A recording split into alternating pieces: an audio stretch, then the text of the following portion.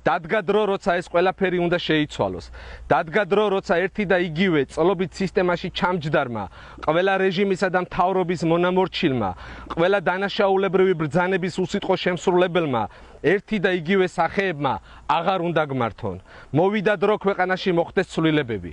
მათ შორის განხორციელდეს ძალოვანი სისტემების საფუძვლიანი სტრუქტურული რეორგანიზაცია, ძალმომრეობის პრინციპი თავპირი დაალეწეს, ხოლო უკვე დაკავებულებს, რომლებიც არანაირ საფრთხეს არ წარმოადგენდნენ, წიხლებით შედგნენ დემონსტრაციულად და დამამცირებლად.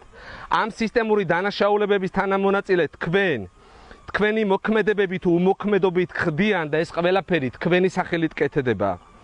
ამ პერიოდში ერთ-ერთი სამარცხვინო ფურცელი იწერება საქართველოს ისტორიაში, როცა ქვეყნის მეორედ გასაბჭოებას მთელი ძალით და სრული რესურსებით ახორციელებს რუსული ოცნება. ირწმუნეთ საკუთარი თავის.